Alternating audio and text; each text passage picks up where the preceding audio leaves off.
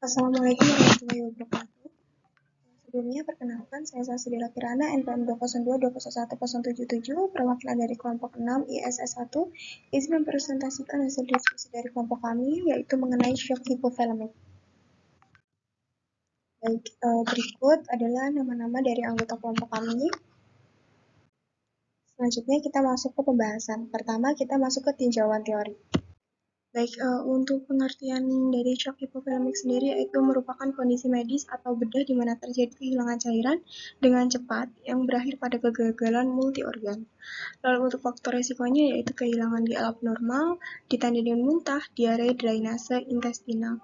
Lalu untuk kehilangan kulit abnormal yaitu kehilangan kulit abnormal yaitu dengan diaphoresis berlebihan terhadap demam atau latihan, luka bakar, fibrosis sistik.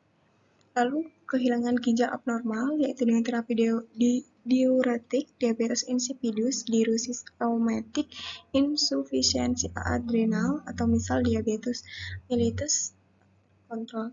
Lalu spasium ketiga atau perpindahan cairan plasma ke interstisial yaitu peritonitis, obstruksis usus, luka bakar, osites. Lalu ada hemoragi, terus ada perubahan masukan atau koma atau kekurangan. Lalu selanjutnya adalah tanda dan gejala. Menurut Lyon, tanda-tanda shock yaitu pertama kulit dingin, pucat dan cyanosis, lalu ada takikardia dan hipotensi, lalu ada oliguria, takipnea, penurunan kesadaran. Lalu menurut Hardisman tahun 2013, tanda dan gejala shock hypothalemia ditentukan berdasar stadium, yaitu untuk stadium pertama yaitu terjadi pada kehilangan darah hingga maksimal 15% dari total volume darah. Lalu untuk stadium 2 adalah jika terjadi perdarahan sekitar 15-30%. Lalu stadium 3 bila terjadi perdarahan sekitar 30-40%. Lalu untuk stadium 4 adalah shock hypothalamic pada kehilangan darah lebih dari 40%. Lalu selanjutnya yaitu penata laksanaan. Pertama, pemeriksaan jasmani. Yang harus diperiksa adalah tanda-tanda vital, produksi urin, dan tingkat kesadaran. Untuk airway dan breathing, prioritas pertama adalah menjamin airway yang paten dengan cukupnya pertukaran ventilasi dan oksigenasi. Lalu untuk circulation, yaitu mengendalikan perdarahan yang jelas terlihat, memperoleh akses intravena yang cukup, dan menilai perfusi jaringan. Untuk disability atau pemeriksaan neurologis, yaitu pemeriksaan neurologis singkat untuk menentukan tingkat kesadaran dan pergerakan mata dan respon pupil, fungsi motorik dan sensorik. Lalu selanjutnya exposure atau pemeriksaan tubuh lengkap. Pemeriksaan ini dilakukan yaitu pasien harus ditelanjangi dan diperiksa dari ubun-ubun sampai jari kaki sebagai bagian mencari cedera. Lalu dilatasi lambung atau Kompresi lambung dilakukan dengan memasukkan selang atau pipa ke dalam mulut melalui hidung atau mulut dan memasangnya pada penyedot untuk mengeluarkan isi lambung. Lalu selanjutnya adalah laporan kasus. Untuk pengkajiannya yaitu pertama, pengkajian umumnya nama Tuan B, usia 70 tahun, pengkajian primer, breathing, frekuensi pernafasan 30 kali per menit, untuk circulation-nya rendah 60/30 mmHg, frekuensi nadi 145 kali per menit, disability-nya kesadaran dengan GCS E2, V3, M5, 10, somnolen. Lalu untuk pengkajian sekundernya, alasan masuk rumah sakit yaitu masuk IGD dengan penurunan kesadaran dan lemas, diagnosa medis shock hypothalemia dengan ditandai sepsis, pasien datang ke IGD RSUD Sanjiwani diantar oleh keluarga dengan keluhan penurunan kesadaran sejak siang pukul 8 pagi. Keluarga mengatakan pasien memiliki riwayat demam, sesak, dan batuk sejak 2 minggu sebelum MRS, dan muntah berwarna merah sejak seminggu yang lalu, dan memburuk sejak 3 hari yang lalu. Makan minum dikatakan menurun, dan pasien dikatakan muntah tiap kali diberikan makan dan minum yang dalam sehari bisa 8 kali muntah. Lalu untuk riwayat kesehatan keluarga mengatakan di dalam keluarganya tidak ada yang mengalami penyakit seperti yang diderita pasien saat ini. Keluarga pasien juga mengatakan tidak ada riwayat penyakit keluarga, baik penyakit keturunan maupun penyakit menular. Lalu untuk riwayat kesehatan keluarga mengatakan sejak 2 hari SMRS, pasien tidak mau makan dan minum, dan pasien memiliki riwayat MAH sejak 10 tahun yang lalu dan 5 tahun yang lalu sempat memiliki riwayat penyakit pembengkakan paru. Untuk keadaan umum, tingkat kesadaran somnolen, pernafasan spontan, tidak ada benda asing di jalan nafas, bunyi nafas terdengar ronki di paru-paru kanan dan kiri, lalu frekuensi pernafasan 30 kali per menit atau takipnya, tidak ada kelainan dinding toraks, pergerakan dinding toraks simetris, pasien penurunan kesadaran dengan GCS E2 V3 M5. Capillary refill lebih dari 2 detik, tekanan darah 60 per 30 mmHg, frekuensi nadi 145 kali per menit, akral perifer teraba dingin, kekuatan otot normal, dan refleks fisiologis normal. Lalu untuk hasil pemeriksaan fisik head to toe, yaitu kepalanya normokepal, kulit kepala tidak terdapat lesi, rambut beruban tampak bersih, matanya bentuk mata simetris, konjungtiva anemis, sklera tidak ikterik. Lalu untuk bagian telinga, bentuk telinga simetris, tidak terdapat tanda infeksi, tidak menggunakan alat bantu dengar, dan tidak terdapat lesi. Bagian hidung normal, tidak tampak adanya lesi, perdarahan, sumbatan maupun tanda gejala infeksi, dan tidak ada bengkak. Lalu untuk bagian mulut dan gigi, warna mukosa bibir pucat, tampak kering, tidak ada lesi, jumlah gigi tidak lengkap, tidak terdapat perdarahan dan radang gusi. Untuk bagian wajah, tidak tampak pucat, tidak terdapat edema. Bagian leher, bentuk leher normal, tidak terdapat pembesaran kelenjar tiroid, dan nadi karotis teraba lemah. Untuk bagian dada atau toraks, bentuk dada normal chest, tidak tampak adanya pembengkakan. Lalu untuk paru-paru, yaitu inspeksi, gerak dada simetris, tidak tampak adanya retraksi otot. Lalu untuk bentuk pernafasan, palpasinya tidak terdapat nyeri tekan. Untuk perkusinya sonor. Lalu untuk auskultasinya vesikuler pada dada, di bagian kanan dan kiri, lalu ronki di kanan dan kiri. Untuk jantung, inspeksi gerak dada simetris, palpasi, tidak terdapat nyeri tekan pada jantung. Untuk persekusinya normal, auskultasi suara jantung S1, S2 reguler, murmur tidak ada. Lalu untuk ekstremitas, status sirkulasi CRT-nya lebih dari 2 detik, keadaan injuri tidak ada. Neurologisnya fungsi sensorik dan motorik normal. Untuk pemeriksaan laboratorium yaitu hematologi, darah lengkap, trombosit, PLT, lalu ada hasil dari PCT, MCV, MCHC, MCH, lalu ada leukasi juga, hemoglobin, hematokrit, dan juga eritrosit.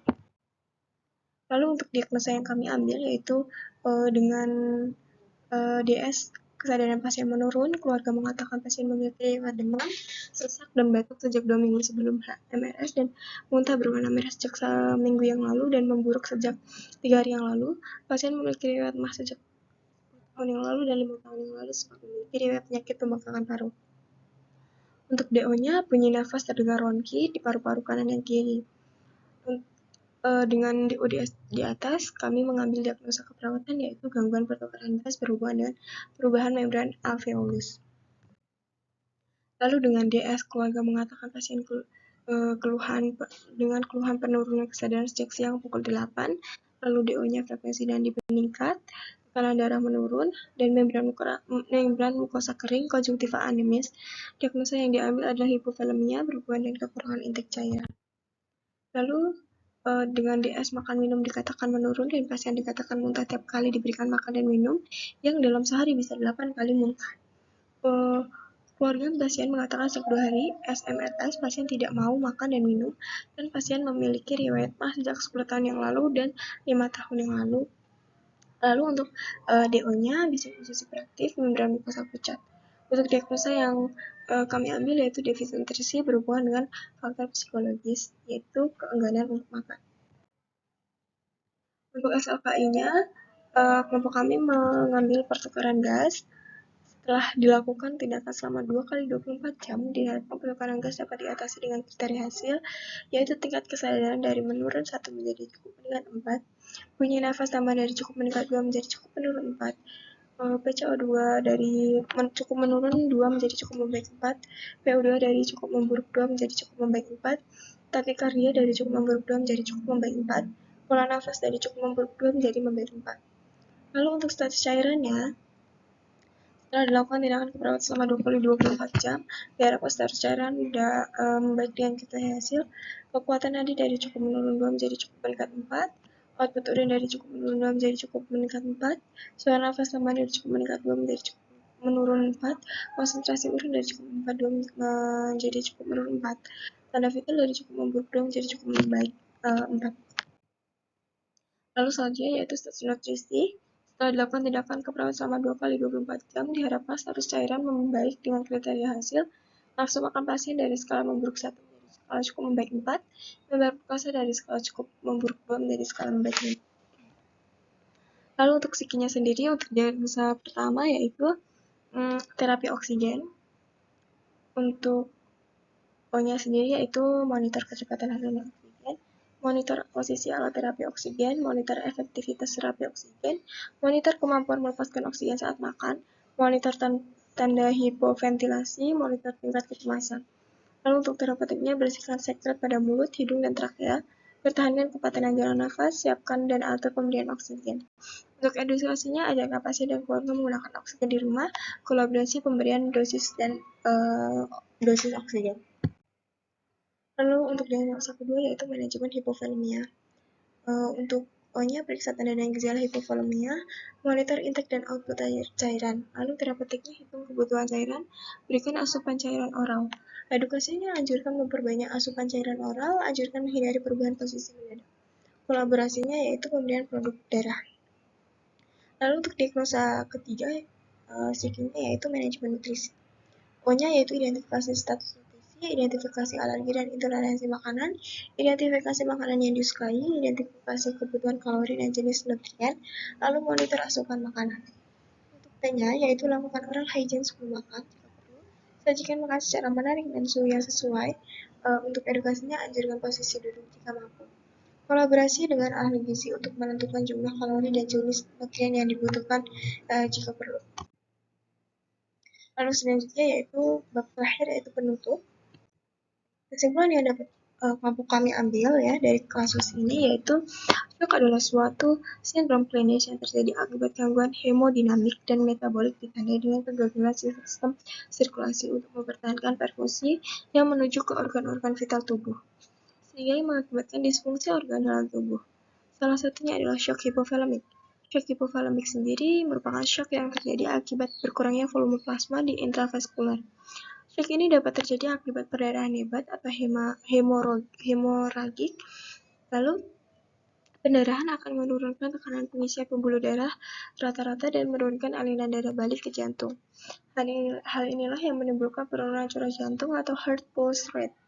Ketika heart pulse rate turun, ketahanan vaskular sistemik akan berusaha untuk meningkatkan tekanan sistem guna menyediakan perfusi yang cukup bagi jantung dan otak melalui jaringan lain seperti otot, kulit, dan khususnya traktus gastrointestinal. Kebutuhan energi untuk pelaksanaan metabolisme di jantung dan otak sangat tinggi, tetapi kedua sel organ itu tidak mampu menyimpan cadangan energi. Lalu, jika hal ini terus berlanjut, maka satu persatu organ tubuh akan mati dan berujung dapat menyebabkan kematian. Baik, dari penjelasan kami, sarannya dari kelompok kami yang dapat kami berikan yaitu bagi korban yang terkena shock, utamanya shock yang bersifat hipovolemik, harus mendapatkan penanganan secara langsung, karena jika tidak dapat ditangani secara cepat dan tepat, maka satu persatu organ mengalami disfungsi dan mati sehingga berujung pada kematian. Baik, berikut adalah daftar pusaka yang kelompok kami gunakan. Baik, cukup sekian presentasi di kelompok kami. Kurang lebihnya kami mohon maaf. Jika dari kelompok lain ada yang ingin ditanyakan atau ada kritik dan saran, silakan disampaikan di kolom komentar. Terima kasih. Wassalamualaikum warahmatullahi wabarakatuh.